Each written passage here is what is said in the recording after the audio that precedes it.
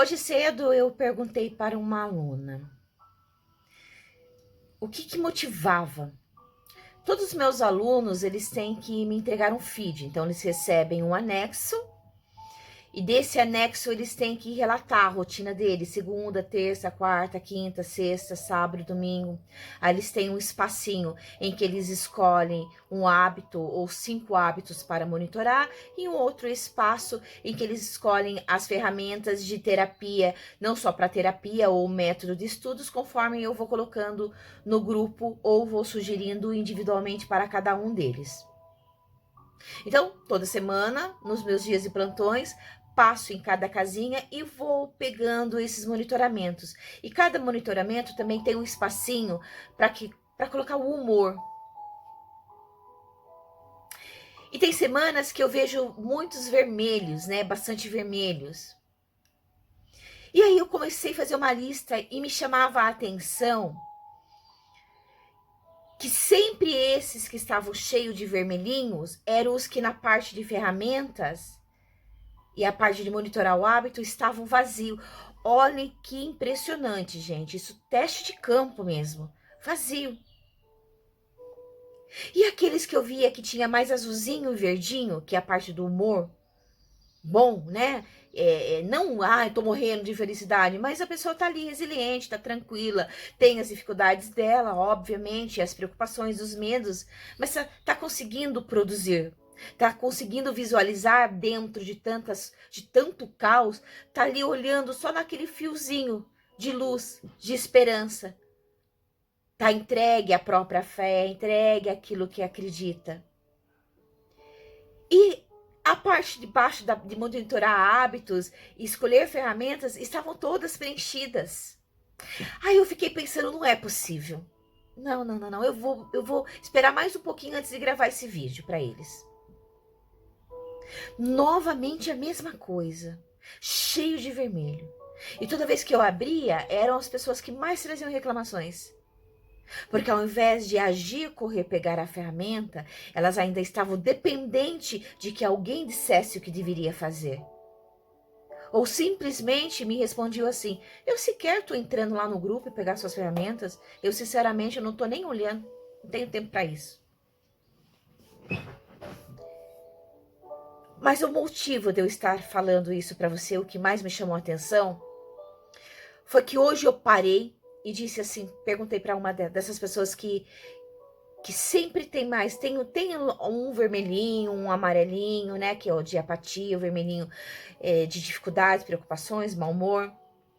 E eu parei e perguntei assim, para uma das meninas que sempre entregam as tarefinhas para mim, e tem casa para cuidar, tem marido para cuidar, tem um monte de responsabilidades, a vida é super corrida, e me chamou muito mais atenção ela mesmo, né?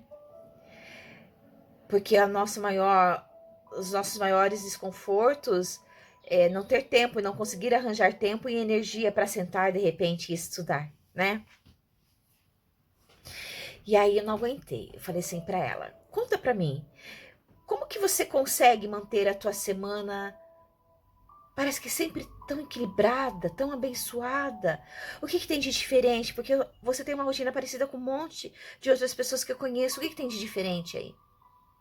Ela me respondeu: "Kátia, realmente eu tenho bastante coisas aqui na minha casa, mas eu nunca tive problemas para sentar e estudar. Eu sempre gostei de estudar. Estudar para mim nunca foi um fardo. Eu gosto de estudar. Então, a primeira coisa é que, para ela, apesar de ter uma vida tão difícil quanto a maior parte de vocês, é que ela tem realmente prazer de estudar.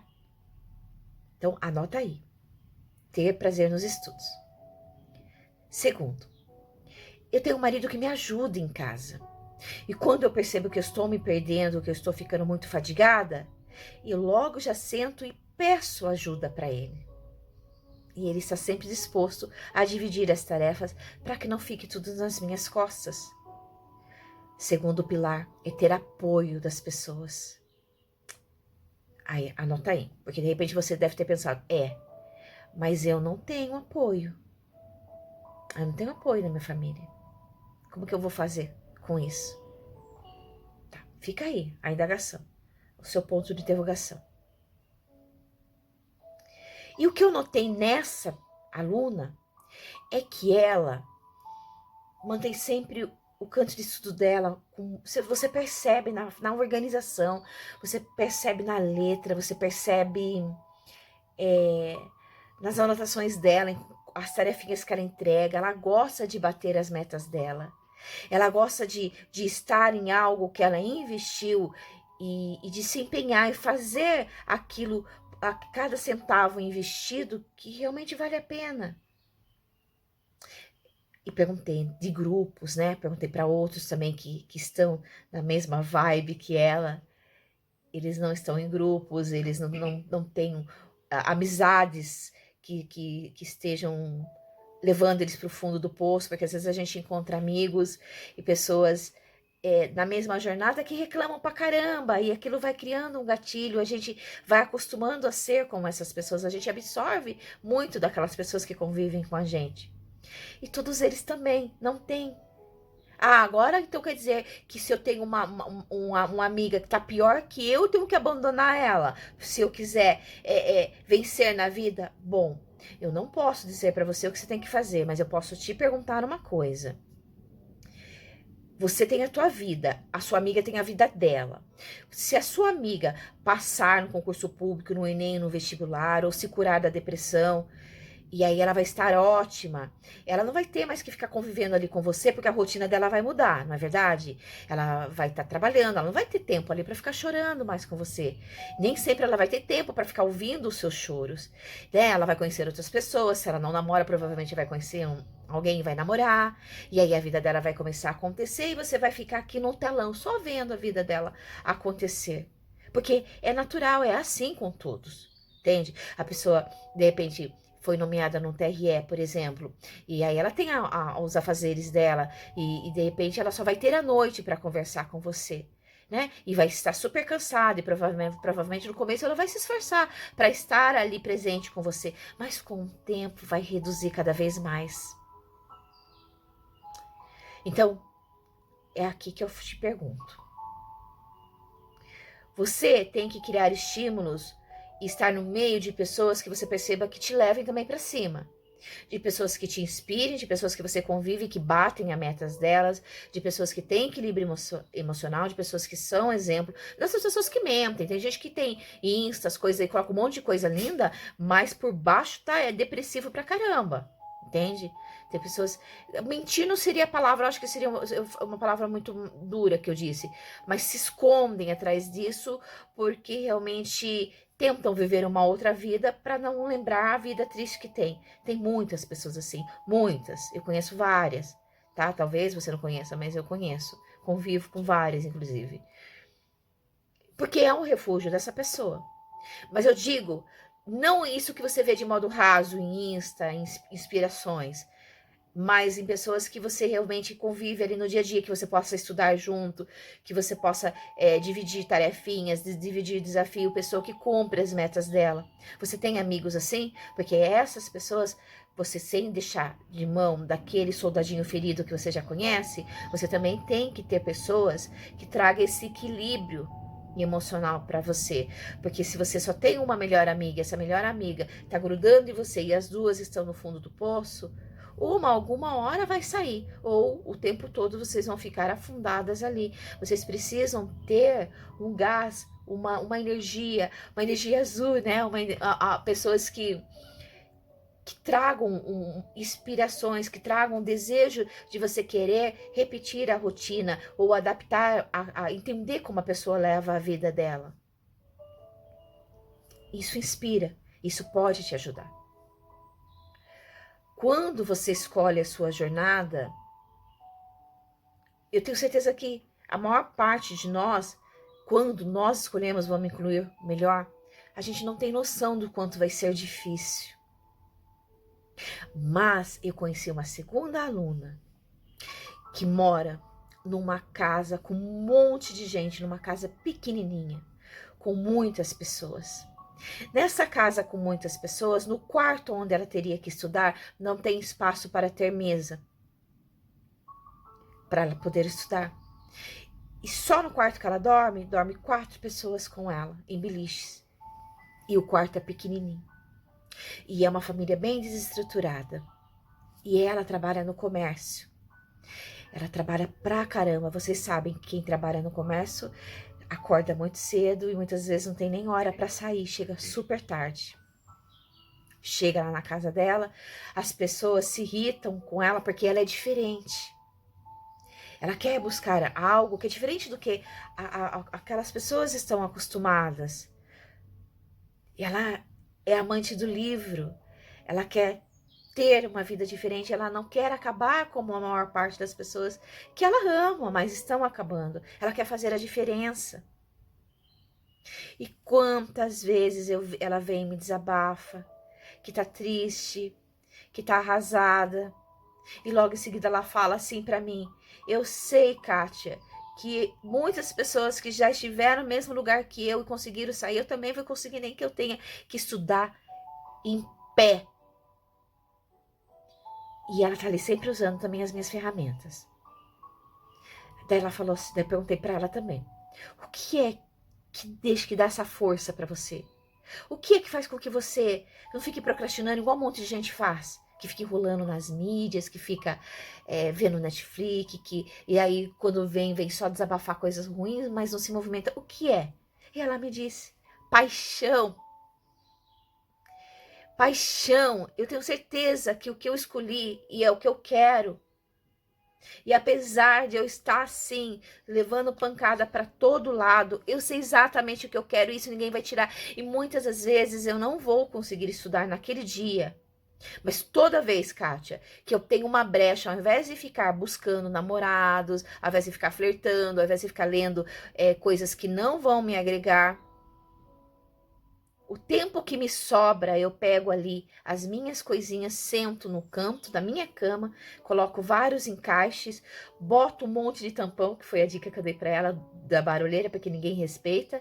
Ela bota um tampão, né? Ou um fone de ouvido e fica ouvindo as aulas e anotando ali. E quando as pessoas começam querendo irritar ela e ficam gritando ali alto, porque tem muita briga ali naquele meio, ela simplesmente para, porque antes ela se irritava, brigava muito com eles, se tranca no banheiro, ajoelha e ora. Isso me sensibiliza demais, porque de certo modo eu já tive na mesma situação que ela. Ai, eu sou chorona, eu sei que eu sou chorona. Gostaria de ser mais profissional e não ser tão chorona, me desculpe, tá bom? Mas cria um gatilho. Eu já tive nessa mesma situação.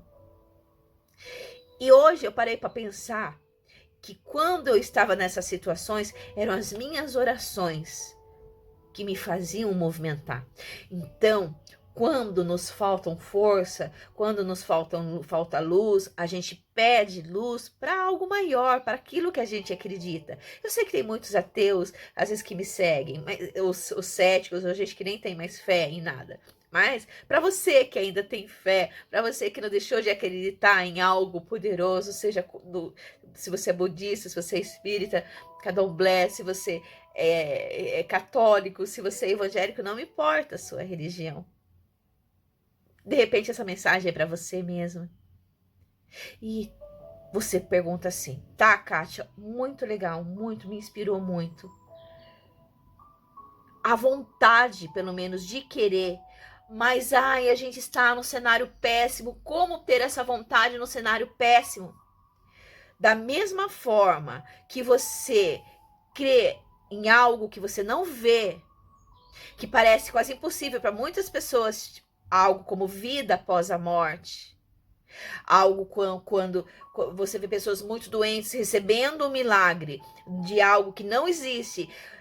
A pessoa que acredita em milagre, que deixou de acreditar em milagre, tem uma reação bem diferente no meio do caos. Então eu não vou tentar te convencer de que as coisas vão acontecer, de que apesar de parecer de que não vai dar nada certo, que vai dar tudo errado, eu não vou te convencer a nada. Eu só vou falar em algo que eu tenho certeza que você acredita, em milagres, em fé, porque muitos falam sobre fé da boca para fora. Quando você resgatar isso e tiver certeza daquilo que você quer, e aqui dentro de você reacender esse fogo, porque promessas são feitas para nós no campo espiritual, não são? Quando você resgatar isso, você vai parar de se apegar em coisas que estão na mão de Deus. Tem coisas que acontecem que não tem explicação. E quando você se agarra nisso, não importa papel, não importa o que as pessoas falam, porque a gente vê coisas inexplicáveis acontecendo e vê mesmo. De repente, você precisa resgatar o inexplicável. Você precisa resgatar a sua crença, a sua fé novamente. Esse é o seu primeiro passo de cura. Esse é o seu primeiro passo para você se manter motivado. Esse é o primeiro passo que você tem que dar por você, para você. E quando você resgatar isso de verdade, coisas diferentes vão acontecer no seu organismo. E um dos últimos aspectos que eu percebo nos meus alunos ou até mesmo nos meus pacientes é que eles acreditam em milagres ainda. E eu também, sinceramente, porque eu já vi coisas que não têm explicação. Vocês sabem, quem conhece a minha história, né? Quem me conhece no canal, sabe que teve épocas que eu deixei de acreditar em tudo. E quando eu deixei de acreditar, eu comecei a testar Deus, porque eu não acreditava mesmo. Eu estava tão cética, com tanta dor, com tanto sofrimento, tão doente, que eu comecei a testar. Eu comecei a ir nas igrejas mesmo, fui em várias, em diversas, e eu desafiava, eu falava assim, eu não acredito que você existe. Se você existe, prove. Deus não tinha nada que provar para mim. Mas tinha um propósito, com certeza tinha. Porque hoje eu não tenho dúvida nenhuma da existência dele. Nenhuma. E quando eu gravo vídeos e trago coisas para vocês, que vocês parece que eu sempre vou trazendo um certo otimismo, e no final das contas, convenhamos, acontece. Quem me acompanha há um bom tempo sabe que as minhas previsões acabam acontecendo. Eu já tive até problemas com alguns tribunais aí por causa disso. A minha fé me move.